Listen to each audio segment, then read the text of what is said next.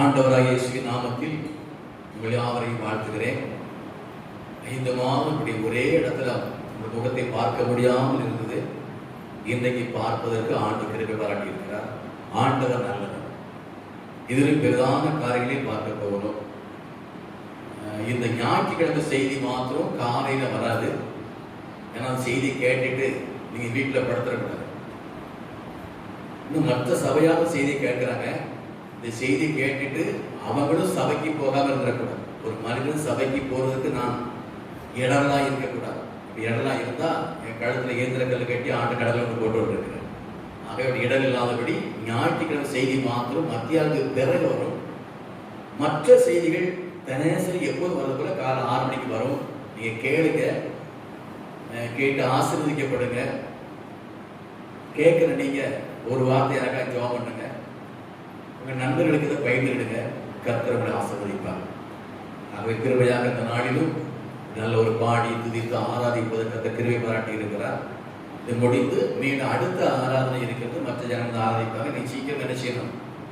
வீட்டுக்கு போயிடும். சரியா? இந்த வாய்ப்பூட்டை என்ன செய்யக்கூடாது? வீட்டில் போய் தான் கிடத்தணும்.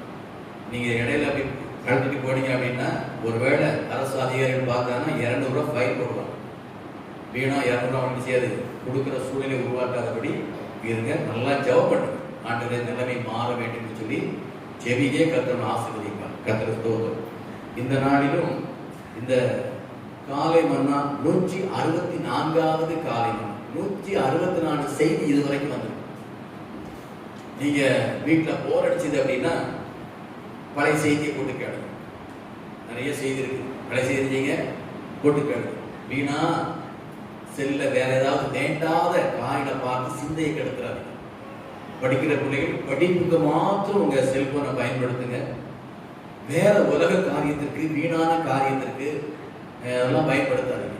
அழகு கலை, சமையல் கலை, அப்புறம் உடம்பை எப்படி நல்லா பண்றது அப்படிலாம் நிறைய கேடான ஆலோசனை வரும். அதுக்கெல்லாம் தயவு செய்து என்ன செய்யாதீங்க, பார்க்காதீங்க. உங்களை அதை கெடுத்துரும். உங்க ஆத்மாவை கெடுத்துரும். உங்க ஆத்மா கரைபடுத்திடும். ஆண்டு வருகைக்கு உங்களை போக விடாதபடி இழுத்துரும்.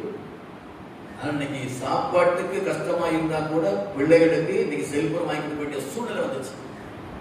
சிலருக்கு காசு இல்லை, கடன் வாங்கியாவது செல்போன் வாங்கி கொடுக்கணும். ஏன்?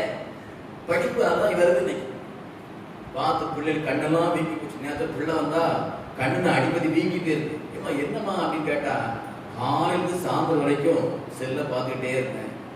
கண்ணுலாம் பாதிக்கப்படும், சிந்தை பாதிக்கப்படும், இந்த கழுத்து எலும்பு பாதிக்கப்படும், குருடி எலும்பு பாதிக்கப்படும். வேற வழி. அதனால ஆன்லைன்ல படிக்கிற பிள்ளைகள் ஒரேடியா மூழ்கி இருக்காங்க. கொஞ்சம் ரிலாக்ஸ் பண்ணி எடுத்து நடமாடி வெளியில கொஞ்சம் கண்ணியோட பச்சையெல்லாம் பார்த்துட்டு தண்ணி குடிச்சிட்டு அதுக்கப்புறம் பாடத்தை பார்த்து சாப்பிடாம உங்க படத்தை பார்த்து உங்களை பாடம் படிச்சு ஆபரேஷன் சக்சஸ் ஆள் காரியம் நீங்க போயிடக்கூடாது. சரீரம் கெட்டு போகக்கூடாது, உங்க ஆத்மா கெட்டு போகக்கூடாது. கவனமா இருக்கு. பெற்றோருக்கு நான் சொல்றேன், எப்போதுமே எந்த பிள்ளைகளும் செல்போனை லாக் பண்ணி வைக்கக்கூடாது. லாக் பண்றாங்கன்னா திருட்டுத்தனம் பண்ணதுன்னு அர்த்தம். பெற்றோர் கவனிச்சுக்கிடுங்க. நீங்க தான் அம்மா அப்பா பிள்ளைகள் இருப்பாங்க ஒரு குடும்பத்துல.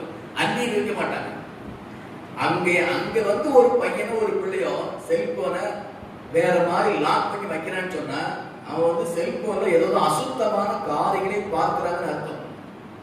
அந்த பெற்றோர்கள் யாரும் வீட்டுல இருக்க பிள்ளைய செல்போன் லாக் பண்ணக்கூடாது. ஏன் செல்போன் ஒரு நாள் லாக் பண்ண மாட்டேன். ஒருவேளை ஒரு குரூப்பா இருக்கிறோம், ஒரு ஹாஸ்டல்ல தங்கி இருக்கிறோம், நம்ம செல்போன் பயன்படுத்தணும், அப்போ நம்ம ஆஃப் பண்ணிக்கலாம். வீட்டுல இருக்கிற பையன்களோ பிள்ளைகளோ செல்போன் என்ன செய்யக்கூடாது? லாக் பண்ணக்கூடாது. கைரேகளை லாக் ஆகும், கண்ணு லாக் ஆகும், யாரும் இப்ப பார்க்க முடியாது. அப்படி லாக் பண்றீங்கன்னா நீ திருட்டுத்தனம் பண்ணதுன்னு அர்த்தம். ஆக பெற்றோர்கள் நீ கவனிங்க. உங்க பிள்ளைகள் சரி நீங்க எடுக்கணும், பயம் பார்க்க கிடையாது. எடுத்து நீங்க ஓபன் பண்ணி பார்க்கணும். அதுல 3 கோடு இருக்கும். அந்த கோட்டை நீங்க டச் பண்ணீங்கன்னா உங்க பிள்ளை என்னெல்லாம் பார்த்துக்கான்னு தெரியும். அதை அழிச்சுவாழ்ல அதுக்கு நீ பார்க்க முடியும். நீங்க பெற்றோர்கள் பிள்ளைகள் கவனமா இருக்கணும். பிள்ளைகளை வளர்த்து சாஸ் கையில கொடுத்துடக்கூடாது. கர்த்தர் கொடுத்த சுதந்திரம் பிள்ளைகள். கர்த்தர் கொடுத்த சுதந்திரத்தை வளர்த்து ஆளாக்கி கர்த்தரை கொடுக்கணும். அதான் நல்ல பெற்றோர், அதான் பொறுப்புள்ள பெற்றோர். கர்த்தரோட சுதந்திரத்தை உதாசீனப்படுத்தி இஷ்டமான விட்டு பேய் கையில கொடுத்து உங்க பிள்ளை நரகத்துக்கு அனுப்பிடக்கூடாது. அதனால பெற்றோர் கவனமா இருக்கணும்.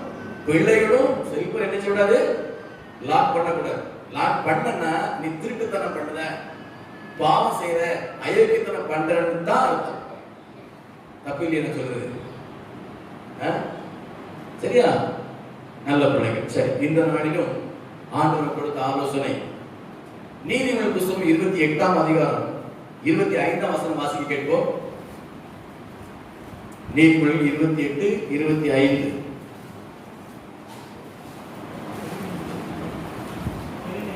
மைக்கேல் வாசியா.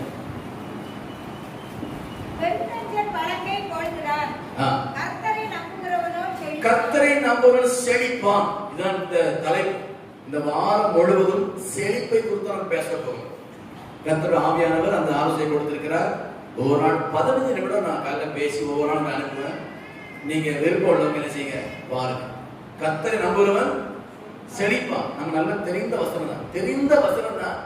ஆனா நல்ல காரணம் கர்த்தர் கற்றுக் கொடுக்கிறார். அப்போ எந்த மனிதனா இருந்தாலும் கர்த்தரை நம்பி, ஐயா நீர் தான் என் தஞ்சம், நீர் தான் என் தெய்வம், நீர் தான் என் தேவைக்கு போதுமானது, நீ தான் என்னுடைய பாதுகாப்பு, நீங்க தான் என்னை ஆசீர்வதிக்கணும், நீங்க தான் என் கூட இருக்கிறீங்க, நீங்க தான் என் கண்ணீரை மாற்றுவீங்க, நீங்க தான் கவலையை மாற்றுவீங்க, நீங்க தான் ஆர்வம் கொடுப்பீங்க என்று சொல்லி அந்த கர்த்தரை ஒரு மனிதன் நம்பி இருப்பான்னு சொன்னா அவன் வாழ்க்கை செழிப்பாய் கர்த்தர் மாற்றுவார். எப்படி மாற்றுவார்? செழிப்பு, நிறைவான வாழ்க்கை வாழுவாங்க. அப்போ இன்னொரு மொழிபெயர்ப்பு சொல்லுது, மொழிபெயர்ப்பு அவர்கள் கொழுத்திருப்பார்கள் சொல்லுது. எப்படி இருப்பாங்கன்னா கொழுத்திருப்பாங்க. என்னது தப்பான வார்த்தை? அப்படி ஒண்ணு இல்லை. ஒரு வசனம் சொல்லுது, நீங்கள் வெளியே புறப்பட்டு போய் கொழுத்த கன்றுகளை போல இருப்பீர்கள். அப்ப கொழுப்புன்னு சொன்னா அது நல்ல ஆரோக்கியமா இருப்பாங்க. அப்ப கர்த்தரை நம்புறவங்க எப்படி இருப்பாங்கன்னா செழித்திருப்பார்கள், நிறைவு அடைவார்கள், அவர்கள் கொழுத்திருப்பார்கள் சொல்லப்பட்டிருக்கு. அதே மாதிரி நீங்க பாத்தீங்கன்னா இந்த செழிப்புன்னு சொல்லும் போது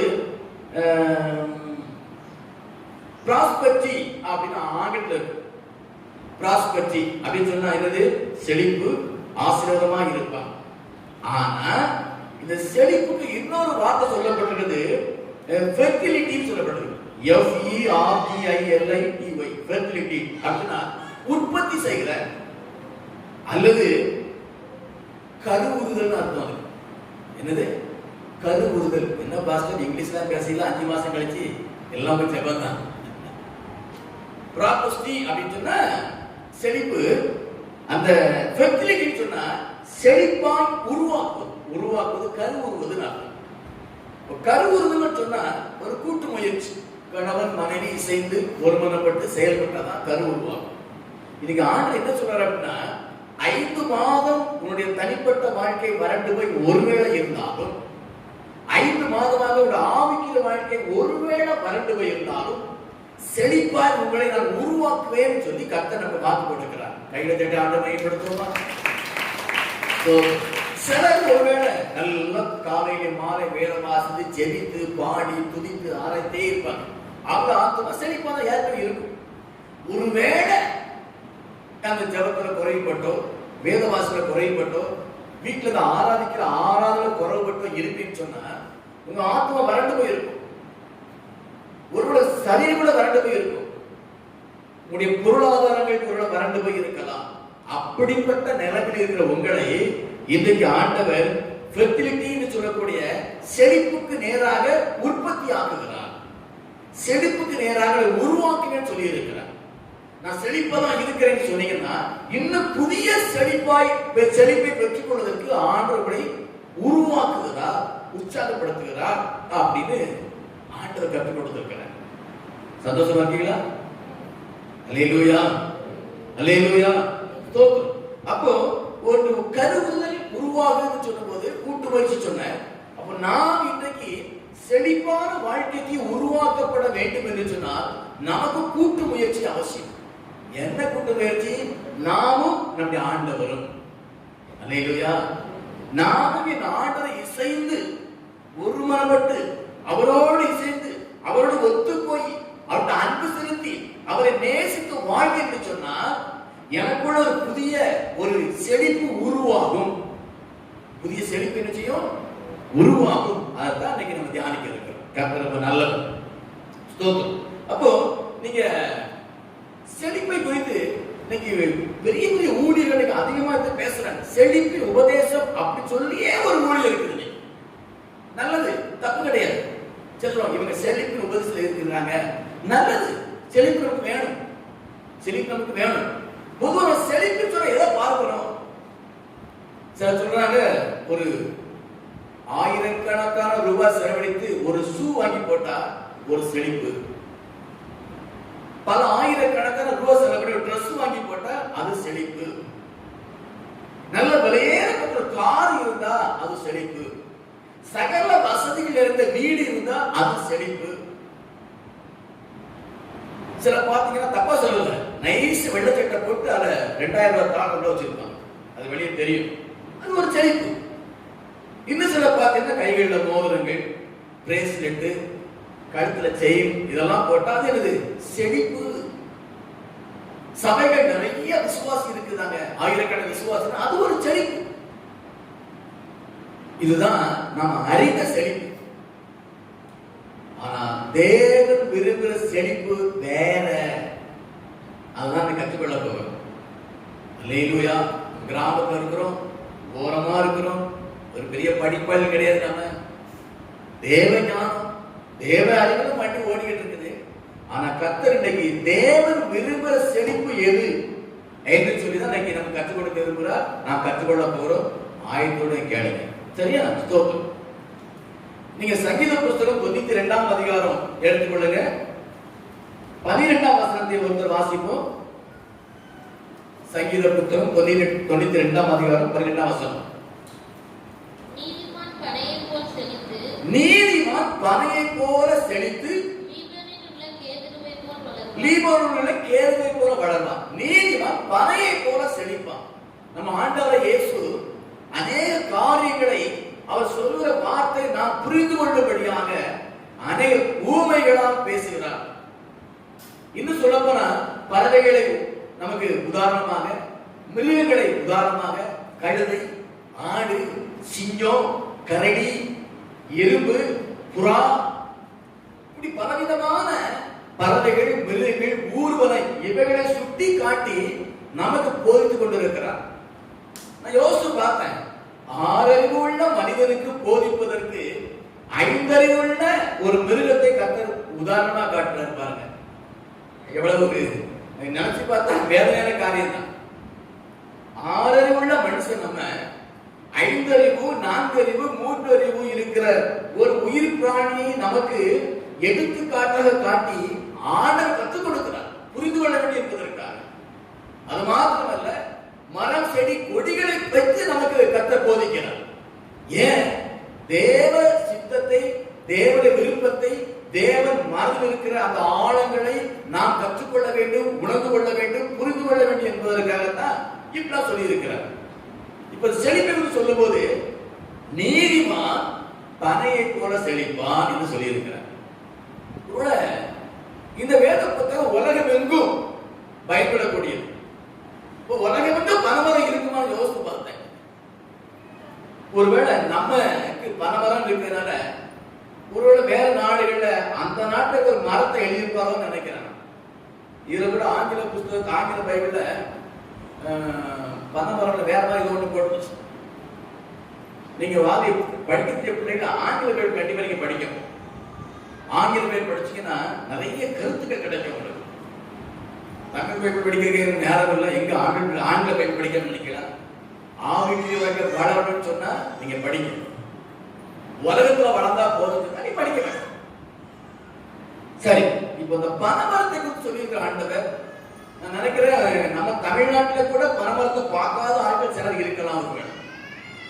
சென்னையிலே பிறந்து சென்னையிலே வாழ்ந்தாங்கன்னா ஒரு பனைமரம் பார்க்க வாய்ப்பு இல்லாம இருக்கிற பார்த்துருக்கலாம். ஆண்டவர் சொல்றாருன்னா நீ எப்படி செழிப்ப தெரியுமா? பனைமரம் மாதிரி செழிப்பறி அப்படின்ற இந்த பனைமரத்துல நிறைய அர்த்தங்கள் இருக்கு. பொதுவா குருத்தோலை ஞாயிறுல நாம் பனைமரத்தை குறித்து தியானிப்போம். குருத்தோலை ஞாயிறு என்ன செய்வோம்? பனைமரம் தியானிச்சிருக்கிறோம், நாமும் தியானிச்சிருக்கிறோம். இன்னைக்கு ஆண்ட வித்தியாசமான கற்றுக் கொடுக்கிறார். கர்த்தருக்கு ஸ்தோத்திரம். நான் முதல்ல சொன்னேன், செழிப்புன்னு சொன்னா ரொம்ப வெளியேறப்பட்ட ஒரு பாதரட்சை, வெளியேறப்பட்ட ட்ரெஸ், விலையேறப்பட்ட ஆபரணங்கள், மற்ற வாகனங்கள், வீடு வாசல், இதுதான் செழிப்பு சொல்லி இன்னைக்கு நம்பி கொண்டிருக்கிறோம்.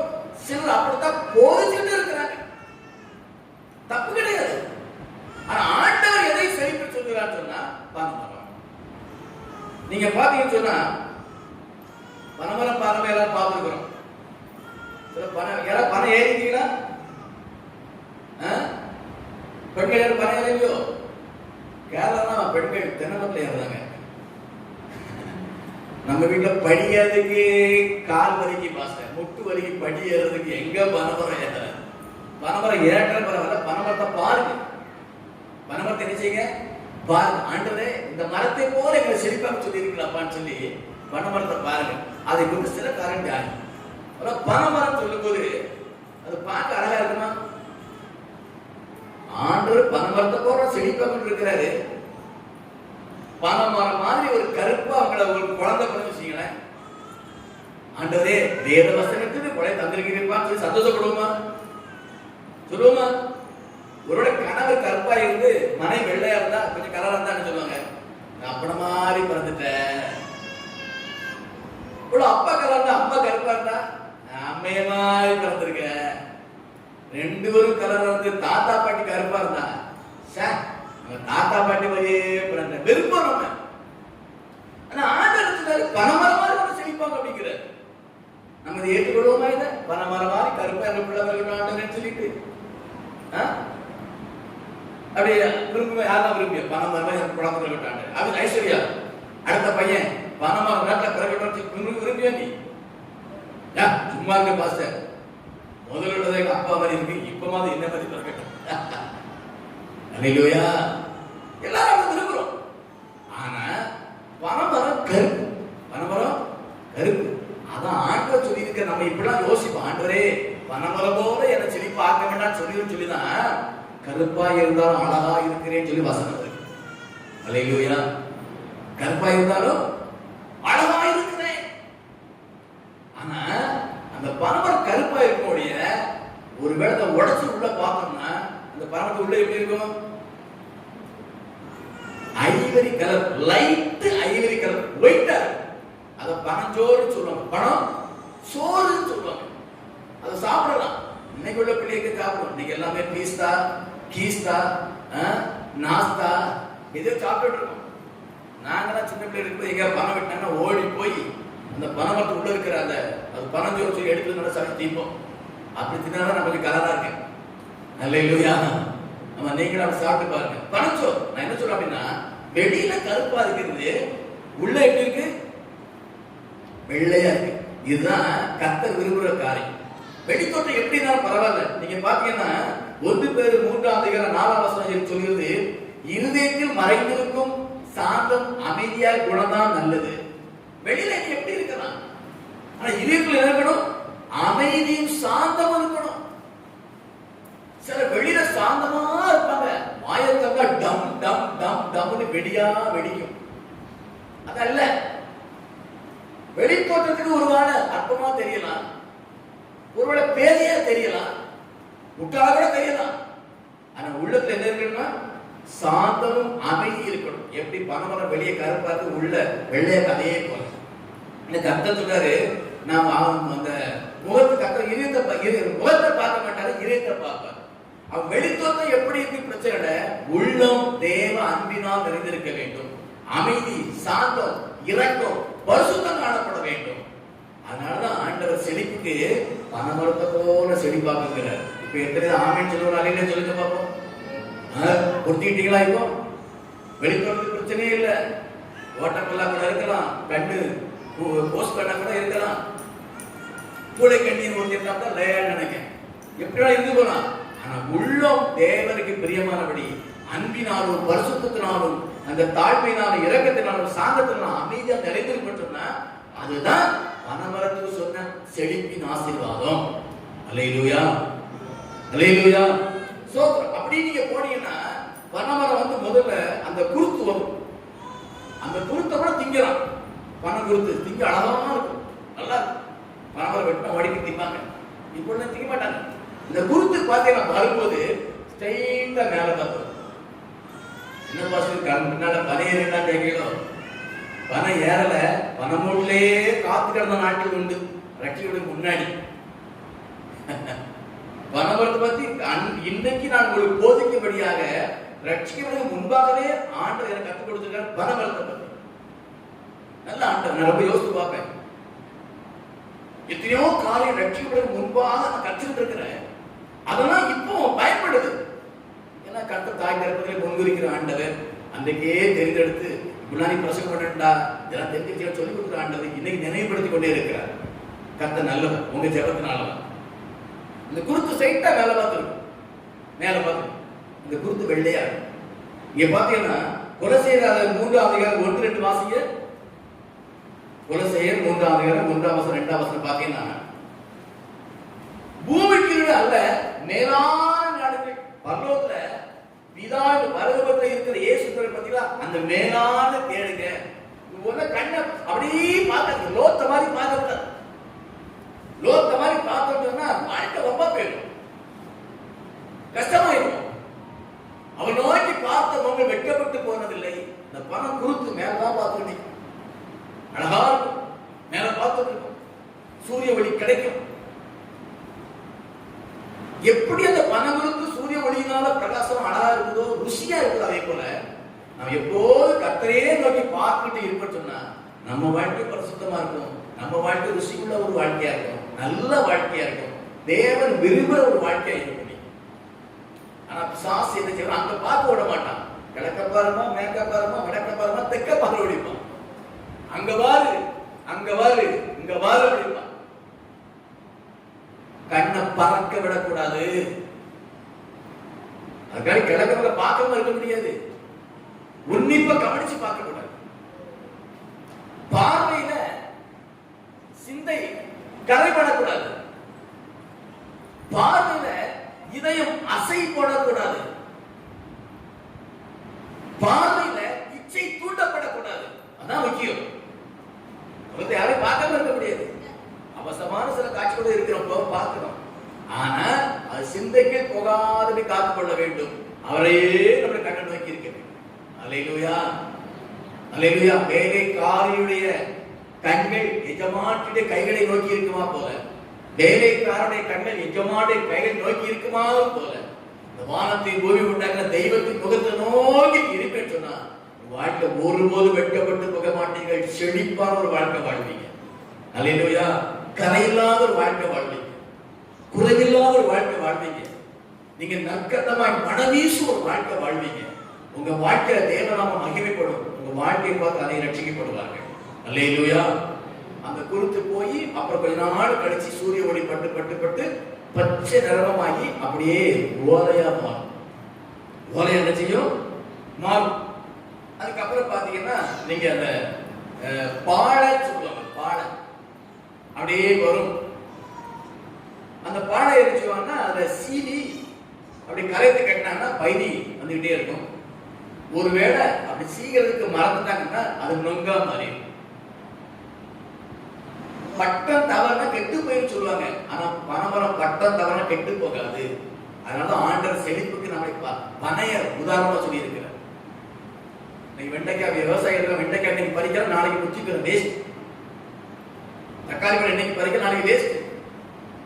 இன்னைக்கு செய்ய வேண்டிய காரியங்களை செய்யறதுனா அது வேஸ்டா போயிடும். ஆனா பனைமரத்துல ஒரு பட்டம் தவறுனா இன்னொரு விதமான பலன் கொடுக்கும். அதனால ஆண்டவர் பனைய சொல்லி இருக்கிறார். அந்த பையனை எடுக்காம விட்டுட்டா நொங்கா மாறிடும். நொங்கு அறுத்து சாப்பிடலாம், நொங்கையும் வெட்டாம விட்டுட்டோம் அப்படின்னா அது பனம் காயும் பனம் பழமா மாறிடும். அதையும் சாப்பிடலாம். அந்த பழத்தை கொட்டையை போட்டா இன்னொரு மரத்தை உண்டாகும். இப்படியே பிறருக்காக வாழுறதுதான் பனைமரம். அப்போ இப்ப நீங்க சொல்லணும், செழிப்புனா என்னது? எது செழிப்பு? சொல்ல மாட்டீங்களா? நான் கேட்க மாட்டேன். நீங்க புரிஞ்சுக்கிட்டு செழிப்புனா எது? பிறருக்காக வாழ்ந்ததுதான் செழிப்பு. பிறருக்கு உதவி செய்யறாங்க பாத்தீங்களா, அவங்கதான் செழிப்பானவங்க. தனக்கு வேணும். அது பணம் நல்லா எத்தனை காத்து அவ்வளவு உயரமா இருந்தாலும் விடாது பேசல. இப்ப தன்னையும் பலப்படுத்திக் கொண்டு இருக்கிறது.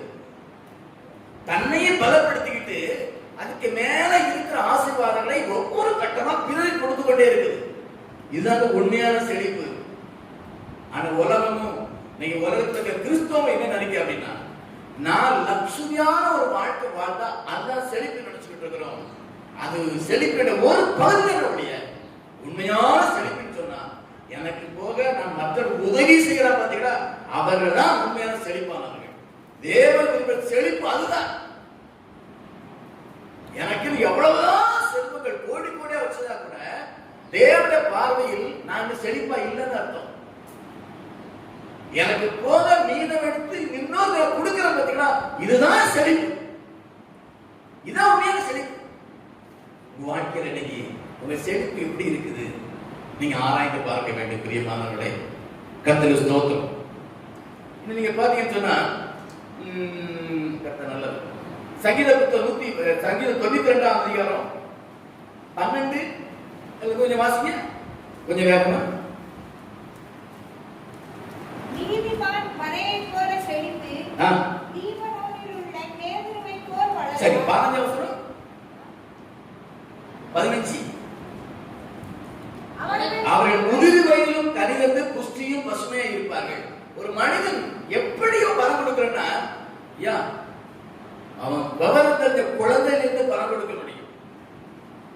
விவரம் தெரிஞ்ச குழந்தை பருவத்திலே பலம் கொடுக்க முடியும். நிறைய பிள்ளைகள் பார்த்து இன்னைக்கு நான் இந்த வாட்ஸ்அப்ல பார்ப்பேன், சின்ன பிள்ளை அழகா பாட்டு படிக்குது. குட்டி பிள்ளைகள் 3-4 அழகா பாடுது, கீபோர்டு போடுது. இப்போ ஒரு பையன் குடும்பம் சூப்பரா பசங்க பண்ணலாம். உங்க பிள்ளைகள் அப்படிங்க வளர்க்கணும். அப்பதான் பிள்ளை பருவத்தில் பலம் கொடுக்கிறது. பிள்ளை எப்ப பார்த்தா ரிமோட்டை கையில கொடுத்து டிவியை பார்த்துட்டு சொன்னீங்க அப்படின்னா பிள்ளை பலம் கொடுக்கு, சாசு பலம் கொடுக்கு. சின்ன பிராயத்துல கர்த்தருக்கு பலம் கொடு பிள்ளைகளை பிள்ளை உருவாக்கணும், ஜெயிக்க சொல்லணும், வேத வாசிக்க சொல்லணும். இதான் பலம் கொடுக்கிறது சின்ன வயசுல. வாலிப பிராயத்துல தீபத்தையும் வாலிபுல குடித்து ஒப்பு கொடுத்தாரு. நீ எத்தனையோ தேவர்கள் வாலிபுல ஒரு விசுவிக்கு ஒப்பு கொடுத்திருக்கிறாங்க. இவனா பலம் கொடுக்கிறவங்க. அதான் சொல்லிருக்கு, முதிர் வயது வரைக்கும் நம்ம பலம் கொடுக்க முடியுமா? கடைசி மூச்சில் இருக்கிற வரைக்கும் கூட ஆண்டவர் இயேசு பலம் கொடுத்தார், ஒரு பெண்ணை ரட்சித்தார். ஸ்தேவா கடைசி மூச்சு உடப்பது கூட ஒரு ஜெபம் பண்ணிட்டு போனாரு, பவுல் ரட்சிக்கப்பட்டார். அருமையான வாழ்க்கையில வயது ஒரு காரணம் கிடையாது, அறிவு ஒரு காரணம் கிடையாது. நான் கர்த்தருக்கு பலம் கொடுக்க வேண்டிய வாஞ்சை இருக்கு என்று சொன்னா கர்த்தர்களை பயன்படுத்துவார். ஏதாவது கர்த்தருக்கு செய்யணும்னு எண்ணம் இருந்தா போதும், கர்த்தர் பலம் கொடுக்கும், உங்களை பயன்படுத்துவார். இந்த காலை நான் ஓடித்து 6 நாட்களே சொல்லுவேன், நீ ஆசீர்வதிக்கப்படணும், வரிக்கு ஆயத்தப்படணும், அதை ஆயத்தப்படுத்தணும். இதான் பலம் கொடுக்கிறது. செழிப்புனா இதுதான். ஒரு உலக ஞானி ஒரு காரியம் சொன்னாரு, மாற்றுத்திறனாளி யாரு? ஒரு ஏதோ ஒரு பேசினாங்க, ஒருத்தர் பேசிக்கிற நல்ல ஒரு உலக மனிதன் ரட்சிக்கப்படல, ஆனா உலக மனிதன் யார் மாற்றுத்திறனாளி அப்படின்னு சொல்லும் போது, தன் தேவைக்கு மிஞ்சி இருப்பதை மற்றவங்க கொடுக்காமல் இருப்பானே அவன் தான் மாற்றுத்திறனாளி அப்படின்னாரு ஒருத்தர். தப்பா நினைக்க கூடாது. நீங்கள் தேவன் விரும்புகிற செழிப்புள்ள வாழ்க்கை வாழ வேண்டும் என்று கர்த்தர் விரும்புகிறார். உலகம் சொல்ற செழிப்பு அல்ல, சில ஊழியக்காரர் சொல்ற செழிப்பு அல்ல, தேவன் சொல்ற செழிப்பை நீங்க பாடணும். மாற்றுத்திறனா யாரு?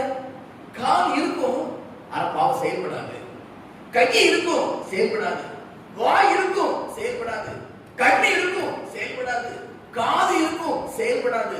இவங்களதான் மாற்றுத்திறனாளி என்று சொல்லி அரசாங்கம் சொல்லி நாம சொல்லிட்டு இருக்கோம். அப்ப இருக்கு ஆனா செயல்படாது, அதான் மாற்றுத்திறனாளி.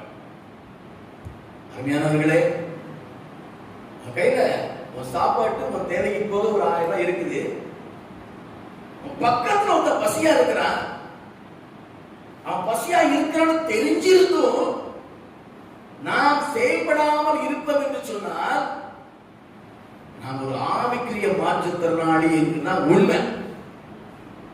தப்பா நினைக்க கூடாது. ஆனா நீங்க யாரும் அப்படிப்பட்ட மாற்றுத்திறனாளி இல்லைன்னு நான் சொல்றேன். இல்லையா? நீங்க தாராளமா உதவி செய்வாங்க. கொரோனா வந்த புதுசுல சிலர் விசுவாசியான சொல்லி பாச ஏதாவது உதவி செய்ய சொல்லிட்டு ஒரு சிலருக்கு சில நேரம் உதவிதான் செய்தோம். அப்போ இன்னைக்கு நாம் கர்த்தர் கிருபையினால வேத வசனத்துக்கு உருவாக்கப்பட்டு இருக்கிற நாம இன்னைக்கு மாற்றுத்திறனாளியாக இல்லை. ஆனா இன்னமும் நீங்கள் செழிப்புள்ள மக்களாய் காணப்பட வேண்டும். தேசம் ஆண்டவர் அறிகிற அறிவில் வளர வேண்டும். சுவிசேஷம் மயமாக்கப்பட வேண்டும். ஊழியர்கள் ஆசீர்வதிக்கப்பட வேண்டும். ஊழியக்காரர் ஆசீர்வதிக்கப்பட வேண்டும். ஏழைகள் போஷிக்கப்பட வேண்டும். அநாதைகள் திக்கர்கள் போஷிக்கப்பட வேண்டும். அதற்கு ஏற்ற ஒரு செழிப்பை தான் கர்த்தர் உங்களுக்கு தருவே சொல்லியிருக்கிறார். அப்படித்தான் உருவாக்கி கொண்டு இருக்கிறார். அல்லேலூயா, அல்லேலூயா. இதுதான் செழிப்பு. என்னது செழிப்பு? யாரா சொல்லுங்க, செழிப்புனா என்னதையா? எந்த அளவுக்கு நீ மட்டும் உதவி செய்யோ அதான் செழிப்பு. உன்னை இருக்கதே இருக்கட்டும்னா நீ ஒரு ஆவிக்குரிய மாற்றுத்திறனாளி. அதான் உண்மை. தப்பா நினைக்க கூடாது. உங்க வாழ்க்கை இதுவரைக்கும் ஒருவேளை யாராயும் இப்படிப்பட்ட மாற்றுத்திறனாளியாய் தேவன் விரும்ப செழிப்பு இல்லாத ஒரு வாழ்க்கை வாழ்ந்தீங்கன்னா இந்த 9வது மாதம் முதல் உயிர்த்த பண்டிகை நாட்டில் தரிசனத்தை விசுவாசியை மாற்றி செயல்படுகிற திறனாளிகளாக காணப்பட வேண்டும். தேவன் விரும்புகிற செழிப்பை நீங்கள் அனுபவிக்க வேண்டும். அதுக்கு உதாரணம் வனமரம். ஒவ்வொரு பட்டத்திலும் பிறருக்காக கடைசியில் வெட்டி வீழ்த்தினா கூட விரதத்துக்கு போயிருக்கு, தொடர்பத்துக்கு பயன்படுது. தொடர்பு பல நாட்களில் பணவத்தில் பார்க்கதான் எடுத்து தொடர்பு செய்வாங்க. அதனால என் ஆண்டவர் இந்த உலகத்துல எத்தனையோ இருந்தாலும் இந்த பனமரத்தை போல நீதிமான் செழிப்பார் சொல்லி ஒரு வாக்கு கொடுத்துக்கலான்னு சொன்னா சும்மா இல்ல. 1000 அர்த்தங்கள் இருக்கிறது, ஆயிரக்கணக்கான அர்த்தங்கள் இருக்கிறது. அந்த அர்த்தமுள்ள விசுவாசியை நீங்கள் வாழ வேண்டும் என்று சொன்னால் கர்த்தர் விரும்புகிறார். 5 மாத கொடிய காலம். இந்த 6வது மாதம் திறந்த வாசகத்தை கொடுத்திருக்கிறார். இன்னும் தீவிரம் ஜெபிப்போம், வேதம் வாசிப்போம், செயல்படுவோம். பயன்படும் திறனாளியாக தேவன் விரும்புகிற செழிப்புள்ள மக்களாய் நாங்கள் காணப்பட்டு தேவநாமத்தை மகிமைப்படுத்துவோம். கர்த்தர் உங்களை அப்படியே ஆசீர்வதிப்பார். நீங்கள் பணமரம் போல உங்களை செழிக்கப்படுவார். இந்த 9ஆம் மாதத்துக்கு பிறகு உங்க வாழ்க்கை அப்படித்தான் அமையணும். இப்ப அப்படித்தான் அமைஞ்சிருக்குது, இன்னும் அப்படித்தான் அமையணும். இதுதான் செழிப்பு. இதான் என்னது செழிப்பு. ஸ்தோத்திரம். எல்லாரும் அப்படியே கண்ணி பிடி ஜெபம் பண்ணுவோமா? ஸ்தோத்திரம். ஆண்டவரே, எல்லாரும் கண்ணி பிடி முடிதான் முழங்கால் படிக்கிட்டு, ஆண்டவரே நான் செழிப்புன்னு சொன்னா எதையோ நினைச்சேன். எல்லாம் கொஞ்சம் 2 நிமிஷம் நேர்மலா எதையோ நினைச்சேன். இன்னைக்கு புரிந்து கொண்டேன். ஆண்டவரே, சேமித்து வைக்கிறது செழிப்பு அல்ல, கொடுக்கிறது தான் செழிப்பு. அருமையாய் ஆண்டவர் வனவரத்தை சொல்லிற ஆண்டவர் எத்தனை அற்புதமான வார்த்தை அப்பா. நாங்கள் இந்த நாள் முதற்கண்டு வனவரத்தை போல எங்களை செழிப்பாக்கும் ஆண்டவர். கொடுக்கிற இருதயங்களாக, தாங்குகிற உள்ளங்களாக, தேவையானவர்களை நேசிக்கிற இருதயத்தோடு, பொருளாதாரம் மாத்திரமல்ல ஜெபத்தினால் அநேகருக்கு உதவி செய்ய காணப்பட வேண்டும். நற்செய்தி அறிவிப்பதில் அநேகருக்கு உதவி செய்ய காணப்பட வேண்டும். சுவிசேஷ அறிவிப்பதான் பெரிய ஆசீர்வாதம், பெரிய பலன். அதுதான் அந்த அறியாத மக்களுக்கு சுவிசேஷ அறிவித்து கர்த்தர் வர முடியாமல் ஜனங்களை ஜெபித்து ஆதார வார்த்தை சொல்லி, அன்பான வார்த்தை சொல்லி, அதற்கு வெற்றி முடிந்தால் பொருளாதார ரீதியாக உதவி செய்து நீங்கள் பரம்பரை போல செழித்திருப்பதற்கு கர்த்தரோட கிருபை பாராட்டுவாராக. இப்ப நான் ஜெபிப்போம். அன்பின் பரலோக பிதாவே, சத்தக்கிட்ட வந்து பிள்ளைகள் ஆனா செழிப்பு என்று சொன்னால் என்னுடைய தெளிவாய் கற்றுக் கொடுத்திருக்கிறேன். பணமரத்தை நினைத்து ஒரு காரியம் தனக்கென்று வைக்காதபடி தான் நிற்பதற்கு வேண்டிய பலத்தை மாத்திரம் வைத்துக் கொண்டு எல்லா காரியங்களையும் ஒவ்வொரு வட்டத்திலும் மக்களுக்கு பலன் கொடுக்கிற ஒரு மரமாய் இருந்தது. சத்துக்கிட்ட அருமையான பிள்ளைகள் ஊழியர்களா இருந்தாலும் விசுவாசம் இருந்தாலும் இந்த மாதிரி செழிப்போடு வாழ்வதற்கு நீ உதவி செய்ய வேண்டும். நான் செழித்து ஆசீர்வதிக்கிறேன். கனம் துதி மகிமையெல்லாம் செலுத்துகிறோம். எங்கள் மீட்பர் வெற்றிகரமாக இயேசு நாமத்தை ஜெபிக்கிறேன். ஜெபங்களும் நல்ல பிதாவே, ஆமென். சேர்ந்து சொல்லுவோம் எல்லாரும். என் ஆத்துமாவே கர்த்தரை ஸ்தோத்திரி, என் முழு உடலே பரிசுத்த நாமத்தை ஸ்தோத்திரி. என் ஆத்துமாவே கர்த்தரை ஸ்தோத்திரி, அவர் செய்த சகல உபகாரங்களை மறவாதே. ஆமென். கர்த்தராகிய இயேசு கிறிஸ்து கிருபையும் பிதாவுடைய அன்பும் பரிசுத்தான ஐக்கியம் வழிநடத்தும் சமாதானம் சந்தோஷமும் செழிப்பும் நம் அனைவரோடு கூட சத்தத்தை கேட்ட எல்லா தேவ ஜனங்களோடு கூட ஆண்டோடைய வருகை மட்டும் காணப்படுவதாக. ஆமென். அல்லேலூயா, அல்லேலூயா, அல்லேலூயா. கர்த்தர் ஆசீர்வதிப்பாராக. கர்த்தர் ஸ்தோத்திரம். அப்படியே இருக்கிறது அப்படியே இருங்க. கர்த்தர் ஸ்தோத்திரம்.